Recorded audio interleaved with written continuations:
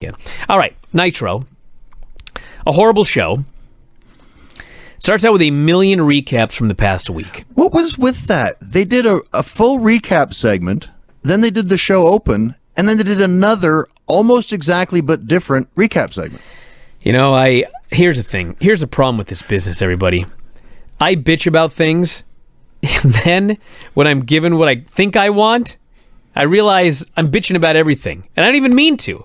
Like, you can't do a show without recaps, okay? But they recapped everything 2 times. And in recapping it, I still have no idea what's going on. Here's what happened. We missed one show, Thunder. We didn't even miss a Nitro, okay? On this one Thunder, and if you've been listening to all of these retro shows, you're going to be baffled by what you're hearing right now. On the one Thunder that we missed, we had matches to determine title matches. We had Dustin Rhodes returning. We had Dustin Rhodes challenging Ric Flair, who is not facing Dustin Rhodes. He's facing Terry Funk. We had the return of Hulk Hogan. We have Hulk Hogan setting up a match with Luger. We have Luger beating up Terry Funk. This show was mind-blowing. It was like I missed a year. Yeah, it was nuts. But we got the 2 recap segments, and then we had Jeff Jarrett come out and explain it all to us again. Yes. Jarrett comes down with multiple large-breasted women and 2 men who used to play penises. One blonde is Major Guns. I have no idea who the other one was. Pamela Polshock. Oh, was it? Yep. Yeah, she was very beautiful. Harris Brothers and Jarrett cut a promo at the pay-per-view. Jarrett's ranting about how he lost his special referee, how Scott Hall got a title shot, but he prevented that. Kevin Nash tried to knock him out of the number 1 contender spot. Apparently Hall and Nash are just baby faces again. Clearly we missed that on Thunder in the recap. And he says the countdown is on to him winning the title at Super Brawl. Then they cut to Nash, who has not been on TV forever. He is there with 2 large-breasted nurses. These are brunettes. Jarrett calls him slap ass. Says, here's what we're going to do. Nash is trying to stop him, and so Jarrett threatens to break Dave Penzer's neck if they don't cut Nash's feet off. Nash does not care about Dave Penzer's neck, but the truck does. They cut him off. Jarrett claims that means he's now the acting commissioner. I'm not making any of this up. Nash then comes out in his wheelchair. They tell us he broke his foot 2 weeks ago. What? Nash threatens to shove his baseball bat up Jarrett's ass. He says nobody won the Hall versus Jarrett match. They're both number 1 contenders. It'll be a 3-way dance at the pay-per-view. Sid versus Hall versus Jarrett. Jarrett says, I don't care. I'm walking out champion at Super Brawl. And then Nash signs Sid versus Jarrett tonight in a non-title match. Yep. A lot happened there. Is Russo back? He's not. Because this had a lot of Russo-esqueness to it. Like, every segment's got the large-breasted women in them.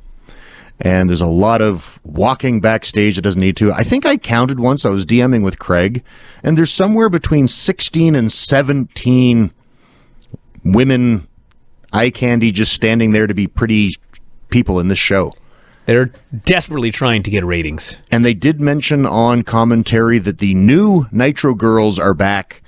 But they must have just been in the commercial segments because we didn't actually see any Nitro Girl dancing. So then we had something weird. Tony Schiavone starts plugging the show. I like that. Tell us what's on the show tonight. He runs down all the matches.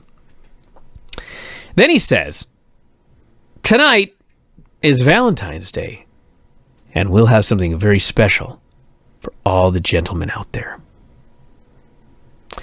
Flair, Luger, and Liz arrive. 3-count practice. Did you notice that Flair and Liz were like wearing winter jackets because they're in New York in February, and Luger's got a sleeveless t-shirt on? Because he's the man. He's jacked. Norman talks to Lenny and Lodi backstage. Lenny's on the phone talking to rats. Lodi wants to go to the club. So we have 3-count. Oh, first we had Miss Hancock walking. Yeah, we had the 3-count practicing first, though. Yes, I had that. Probably missed it in the 45 segments I ran down there. Yeah. And we're 22 minutes in, and we're just getting to the first match. So the first half hour of Nitro, and we're just getting to the ring. 3-count versus Norman Smiley and Lenny Lane. He's just Lane now, though. They've lost their first names. Yes. So Tony had been plugging all the matches on the show earlier, We get the first match. He has no idea what's going on. He admits that. I don't know what's going on here, he says. Neither did anyone in the match. So they're having this match, and Miss Hancock gets up on the table. She hikes up her skirt. Don't even think about it, Rob. Takes off her glasses. She starts dancing. She lets her hair down. Yes. Because she's not squaring up. She's dancing. So she's dancing. Tony turns. He looks right at the camera to his wife at home and says, I'm not watching. Yeah, because she's standing almost right over him. He's fucked one way or the other, dude. Everyone's distracted. Norman taps out Evan with a choke. This was hilarious, okay? The referee is distracted by Miss Hancock. And so Norman has Evan in a choke. Evan is furiously tapping. He is nearly killed because the referee's not paying attention because he's watching Miss Hancock. So you were way too nice with this match. They opened up with like a series of 5 dives, and like half of them weren't caught. Lane. I didn't even talk about the match, but go ahead. Yeah, Lane tries to do a flip dive to the floor and just doesn't make his target and bumps on the floor and damn near kills himself. Shannon misses a acai moonsault off the top rope and crashes into the floor. It's like 10 seconds into the match, there's like 5 dives, half of them botch, and then they just go about having their match. And Miss Hancock is dancing for quite a while before anybody notices. It's like they had a couple spots to do, so they kept wrestling. And she's dancing, and she's dancing. They're just having spots. And then eventually they notice. And this was just bad. They had her music playing. You know what I mean? They had spots to do. Dude. Then they come backstage. And all I know is Ming is there. And he's watching TV. And he starts screaming, and I'm not! And I'm not!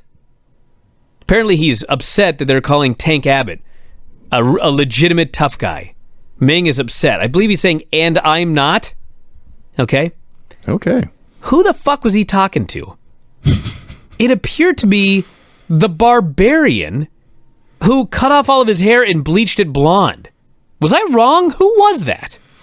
I don't remember. This was one of I must have hit the 30-second ahead because I didn't see it the second time, but I'm remembering it. Actually, like it might have been like Al Green or somebody.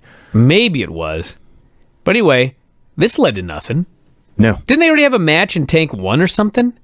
I think so. I don't remember. Who cares? Tank Abbott faced Rick Fuller, one-punch knockout. Just awful. I mean, it was quick.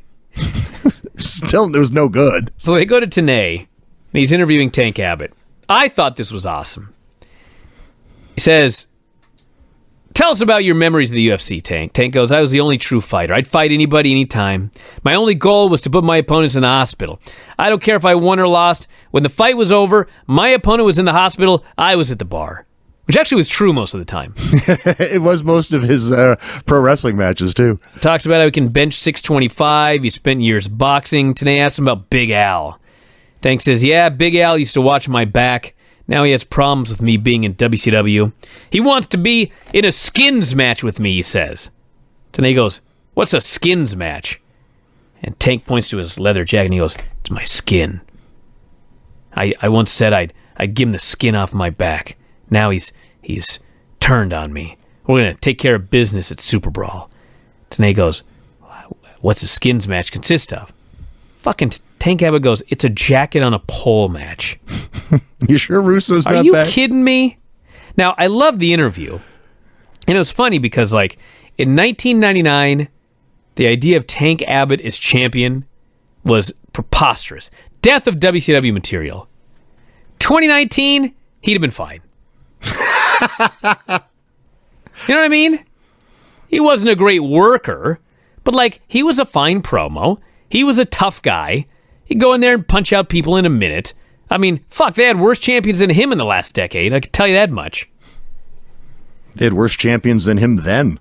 Hell yeah. Well, Jarrett's about to get it. Although at least Jarrett could throw I think, a good punch. He's not your favorite puncher, I was talking David Arquette and the others. Oh, well, yeah. Russo. Yeah. Jarrett's on the phone saying it better be a title match tonight. Prince Iake shows up with Paisley. He's the artist. Paisley! Yes. Booker's future wife, by the way. They weren't married yet. So, Iake cuts this fucking horrible promo. Even though Paisley is actually, like my Paisley, I might add, a much better promo than Prince Iakea. I don't know why he was doing all the talking.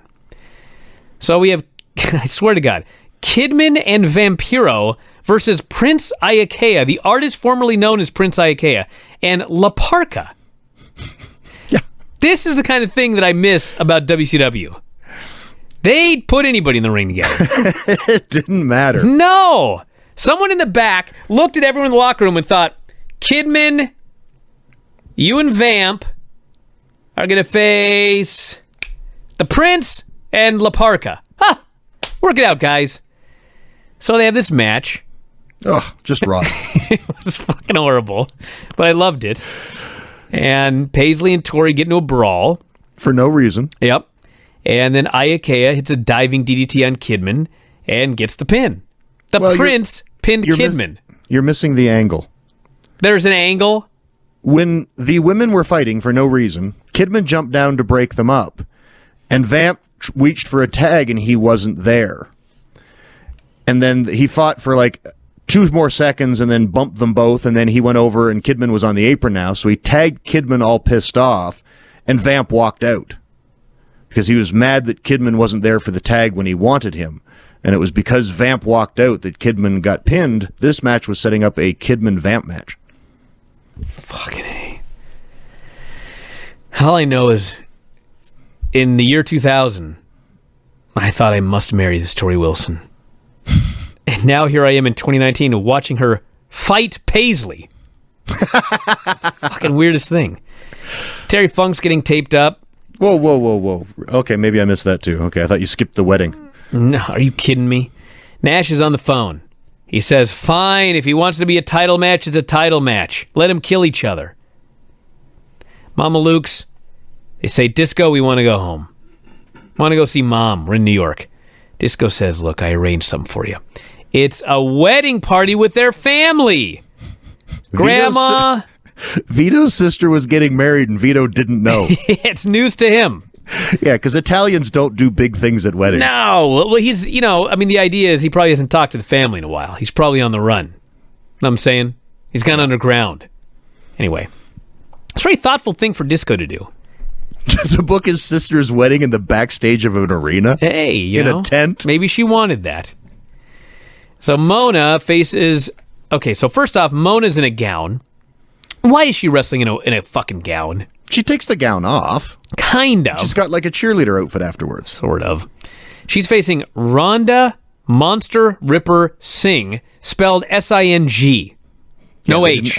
They didn't add the H. Apparently she's not of Indian descent anymore. Oklahoma interrupts.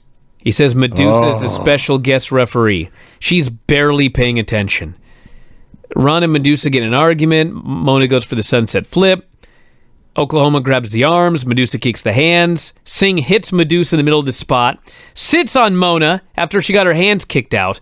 Oklahoma counts the pin. Singh kisses Oklahoma. Singh has Jericho's old music. This was bullshit. This was... Did I miss anything? Yes. Mark Madden with the greatest line of the show. When Monster Ripper is in the ring, Mark Madden says, with all this talk about standards and practices... If she doesn't have any standards, I sure could use the practice. Wow. I'm like, that's tremendous. Wow. He had a couple of good lines on this show. More with the Mama Lukes. I had no idea what was going on. I'm glad you told me it was a wedding party. I was just fucking baffled. This is just, like, Vito just won't stop talking. No. It's like, it's a group shot, but he has to keep the camera and the focus on him. And he's hitting every stereotypical Italian thing. He's got to slip the minister some extra money. He's got to give his sister-in-law extra cash and just hide. And it's just like, oh my God. Terry Funk walks. Luger and Liz walk. Gene is there with Ric Flair. They randomly announce right here in the middle of the fucking show, Ric Flair will face Hulk Hogan tonight. Okay. We haven't seen Hogan in months. Right? Yeah. As far as I can remember. He's been mentioned the last week or two, but it'd be the first time we've seen him.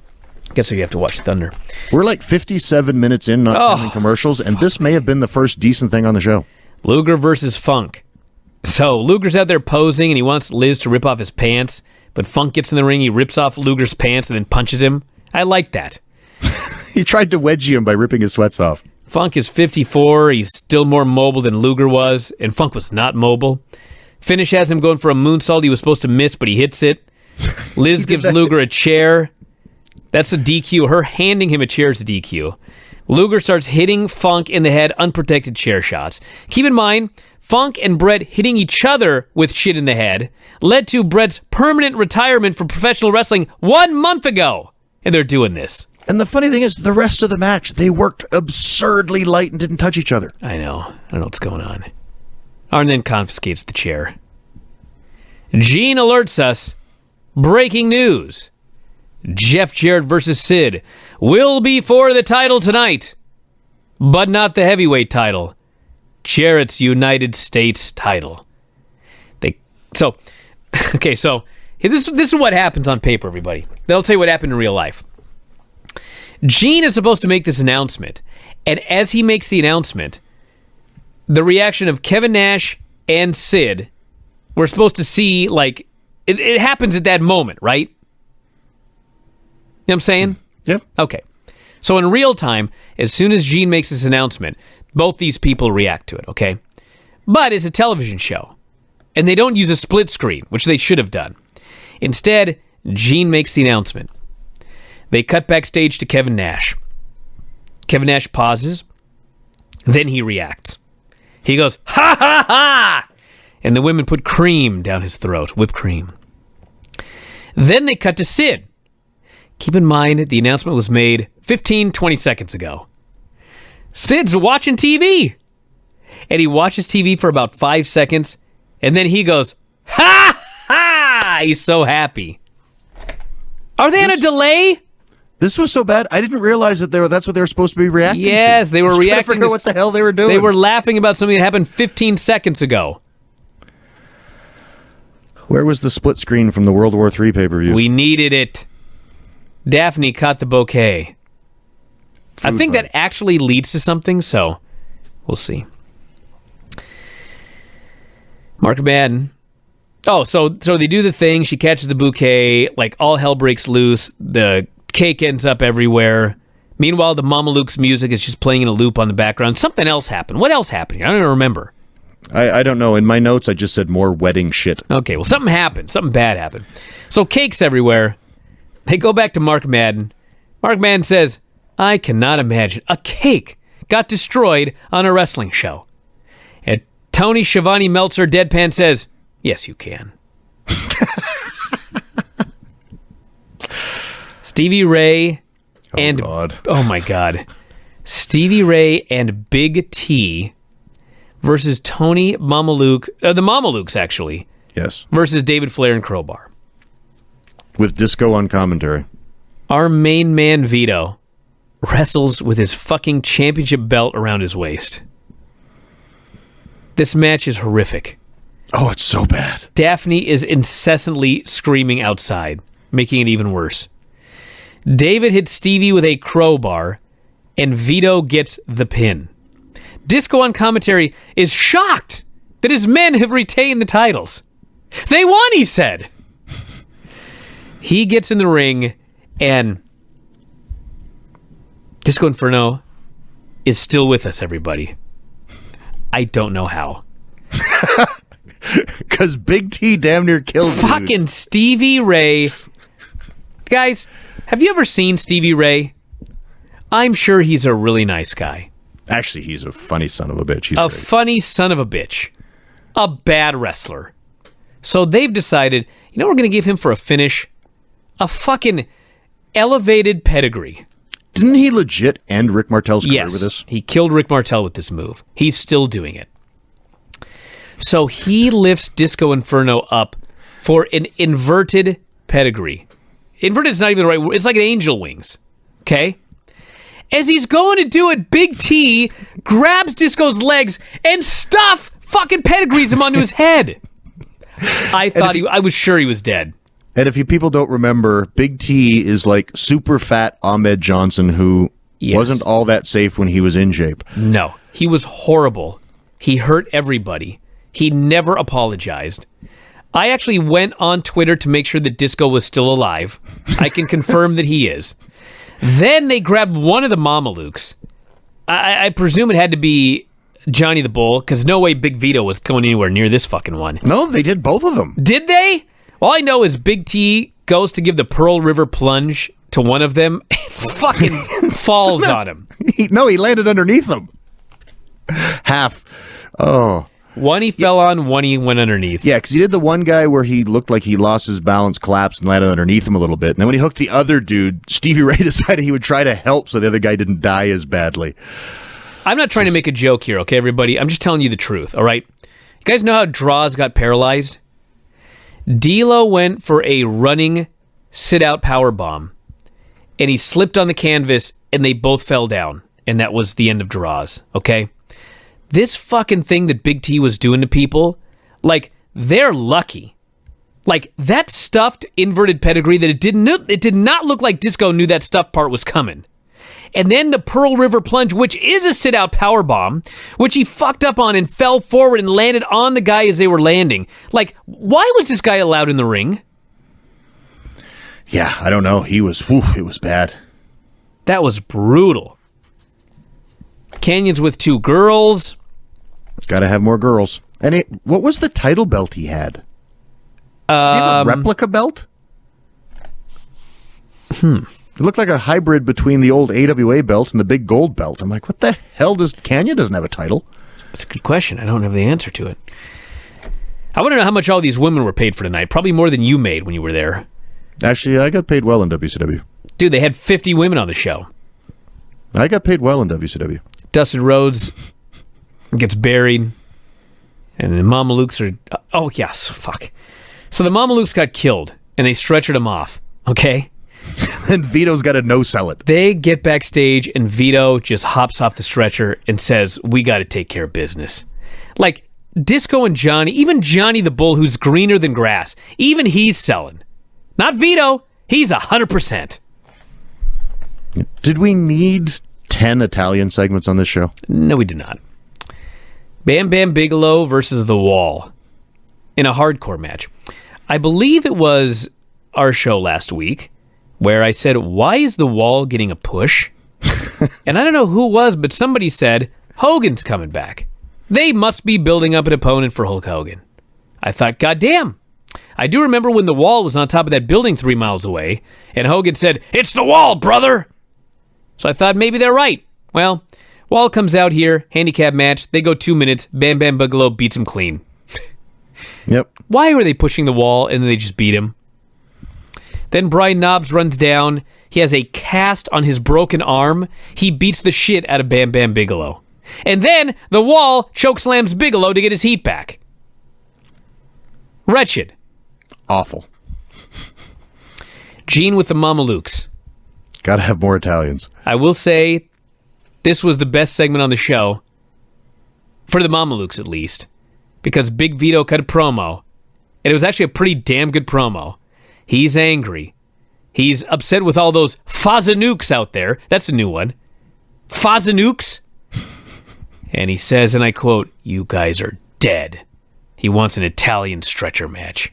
I like this promo. Yeah, Vito was a pretty strong promo, actually. Canyon, Dustin Rhodes. I swear to God, Dustin Rhodes puts Canyon in the corner. He splays his legs wide. He rears back. He kicks him as hard as he can in the nuts, the Shattered Dreams kick. Canyon does not sell it. Well, he sells it and then stops. It's so blatant that the announcers are literally asking on air, does he not have nuts? And then Dustin pins him. Yeah, he hit the Shattered Dreams and he sold it briefly, and then he raked Dustin's eyes so that he could whip Dustin into the ropes so Dustin could just cut him off and hit his finish. Yes. It's like, why didn't you just get kicked in the balls and take his finish? I don't know.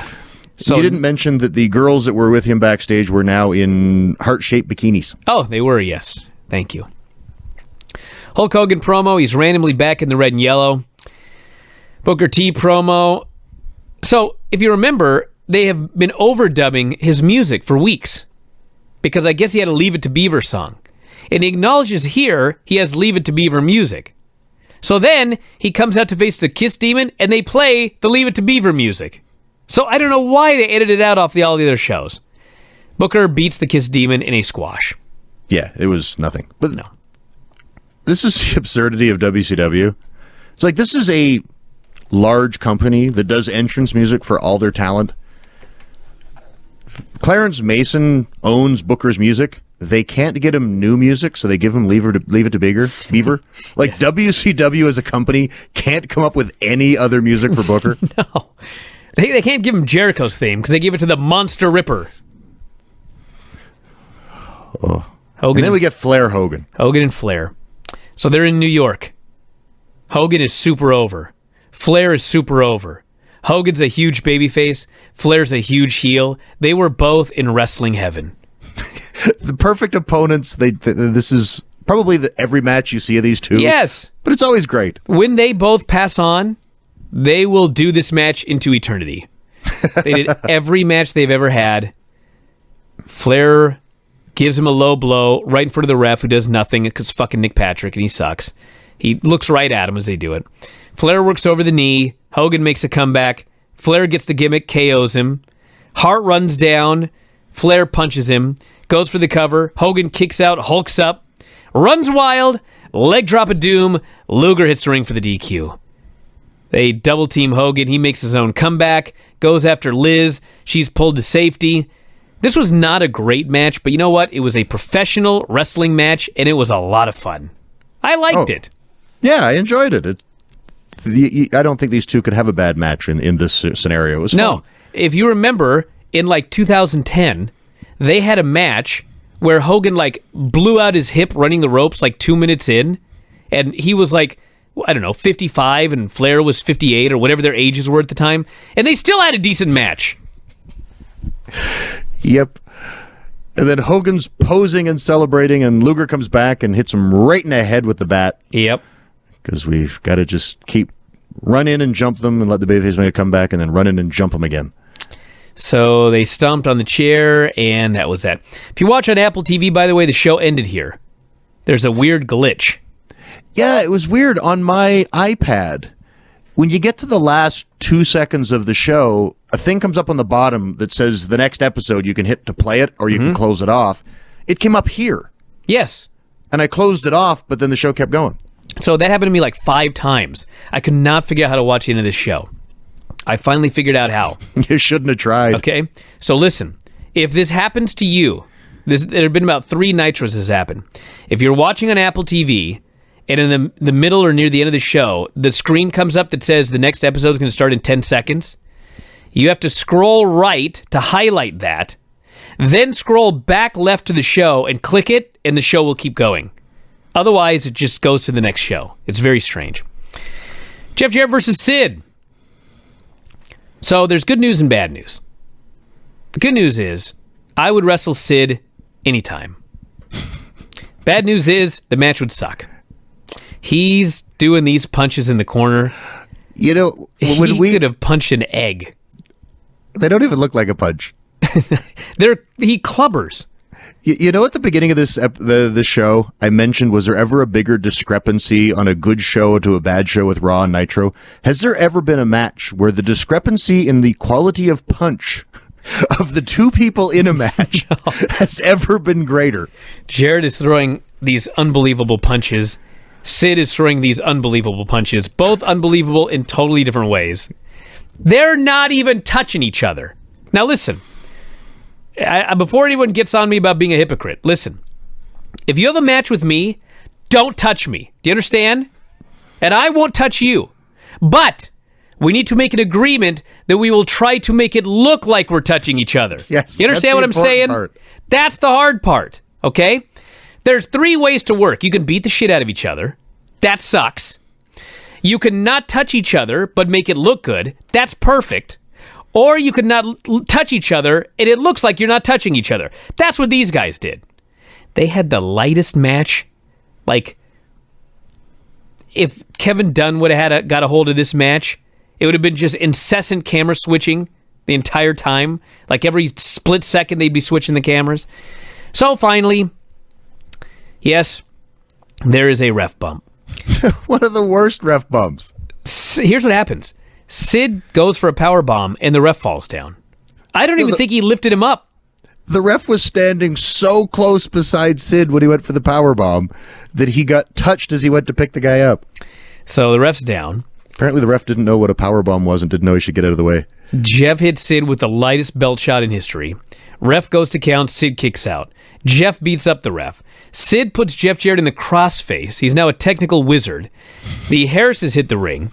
Jeff gets the guitar. There's no heat for any of this. It's dead silence. Jarrett hits Sid with a guitar. Jeff gets the pin. Jeff retains the title, his title. Sid retains his title. It is still a three-way at the pay-per-view. So actually the big swerve by WCW and Kevin Nash of making it for Jeff's title instead of Sid's actually screwed Jeff Jarrett. Yeah, that's the idea. Because Jeff's a heel and Nash is a babyface. But I see what you mean. Yes, no, yes. but Yes. If it would have been for the world title. They were doing it as a punishment, but it actually... Because they were like, oh, Sid can win his title. But it's like, Jeff was supposed to not want his title on the line, but it's like, should have been the other way. One way or the other. Do you remember at the beginning of the show when Tony promised that it would be a big surprise for all the gentlemen out there? Maybe it was the girls in the heart bikinis? I think that it was Stacy dancing on the desk, which in storyline, he didn't know was coming. I can't think of anything else. Unless they edited something else off the show. Well, I will say this. The normal 3-hour Nitros were 2 hours and 15 minutes on the network. And this one was only 2 hours and 2 minutes on the network. And so they may have lost 12 minutes because they had technical difficulties. Yeah, because they did have this is presented in the most complete form possible. Maybe there was something too hot for TV. Maybe. We'll have to find someone on the board, look that up and tweet about it so we know what we missed. Somebody let us know what was cut out here that the gentleman had been promised on this February 14th, Valentine's Day 2000 edition of Nitro. There was only 20 hot chicks on this show. They must have edited off a couple more. Yeah. All right. Before, I could do the music. Before we go, yes, Rob? Don't you have something you got to read from Ed? You've been bugging me for weeks. Oh, Jesus, yeah. Poor Rob. It's just a tough existence. Tired of Ed IMing me about this, you yelling at me about it. Fuck all of this. All of us? All of this. I see. All right. You too, Lance. Not you, Lance. Although I do have a bone to pick with you about you making fun of Italians all the time. Oh, hadn't thought of that. Just those Italians in particular. I see. Rob was at the wedding. He didn't tell you that. I am Italian, so hey. I've been to real Italian weddings. They're way better than a tent backstage. Usually. Can't confirm. Oh, man. Authentic Italian weddings are the best. Oh, the food. All right, so WrestleMania weekend, Sunday, April 6th at 12 p.m., the Empire Lunch, all you can eat, by the way. Oh. Yes, will be had at Churrascaria Plataforma on West 49th Street in Manhattan. Say that again, Rob, in your Italian accent. That was actually supposed to be Portuguese, but Oh. Churrascaria Plataforma. That's not too bad. You speak Portuguese. I do. You should do better than that. I try. All right. So it's $90 a person. For Manhattan, that's cheap. I guess. I think Ed's trying to just get some money out of us, but go ahead. Could be. So the address is 349. Shit. Is there a website? God damn it. There is not a website listed, but you can get all the information on the daily updates section of the Observer, front page of the Observer. I see. Okay. Also, luxury bus to MetLife Stadium for WrestleMania. It will depart from the Hilton Midtown, the site of WrestleCon, which is located at 1335 at the Avenue of Americas. Departure time is 4 p.m., and it will return from MetLife approximately 30 minutes after the main event. Times are subject to change, and the cost is $67 per person round trip. Oh, round trip. That's for all of you big spenders out there. You know what Ed needs to do is just say, we're going to have a lunch at noon and a bus. And if you're going to WrestleMania, you want to be involved, the information's on the front page in every daily update. Is that it? That's it. All right, there you go. There you go. I'm still I'll plug Ed's stuff, but he still irritates me, and he knows it. Makes things worse. Hey, Lance, if you ever come back to Seattle, I'll make sure you get some authentic Italian cooking. Cooking? Yeah, not for me, my wife. I was going to take him just to Applebee's again. Oh, get out of here, Lance. You suggested that. Let's get some plugs in. All right, Storm Wrestling Academy is my wrestling school. I'm the guy in the ring with you every day. You should get Rob out there so he can train for Mania weekend. I got an open challenge. There you go. Stormwrestling.com is the website you can go to look into it. Sessions in January, May, and September of each year. May is booked full, but September of this year and then all sessions again the following year are still open. You can follow at Storm Wrestling Academy on Instagram for videos and photos. A SWA grad, Rachel Ellering, started at the PC yesterday, the new recruit, the 12th SWA student to get a WWE deal. 12, everybody. 12 and counting. Yeah, and that's just WWE. Yeah, that's not counting the Ring of Honors, the Impacts, the AAAs, the you name it. All Elite? I don't know if there's anybody in All Elite yet. Chelsea worked the All In show, but I don't think they've signed anyone yet. I'll have to get on that. But anyway, you can check that out. And I'm at Lance Storm on Twitter. I've got Storm Wrestling Academy and Lance Storm t-shirts at Pro Wrestling Tees. So again, stormwrestling.com or at Lance Storm on Twitter. Check it out, everybody. At Brian Alvarez on Twitter. What's Rob's Twitter handle? He's almost at 1,000. Is that right? Almost at 1,000, Did yes. you pass it? Nope, still, I think it was right around 940 last time I checked. Oh, that's 60 people. I know. So, yeah, it's at Cleveland Browns. Like Cleveland Browns, the football team, but without the C and without the B. Well, if it makes you feel any better, Vinny's is much harder to figure out than yours. Hey, I got that going for me. There's no underscores in yours. All right, check that out. Check out my Twitter as well. Check out our store for your Giraffe shirt. And that's it, everybody. We'll be back tomorrow with more. The plan is, by the way, Vinny will be back Thursday, I think, and Granny will be here Thursday. But Vinny has like 5 feet of snow. Literally, there are cars outside his house. You can't even see the cars. There's so much snow. So we'll find out if it melts by Thursday. If not, he'll be here via FaceTime again. So that's the plan, everybody. That's it. We will talk to you again after a while.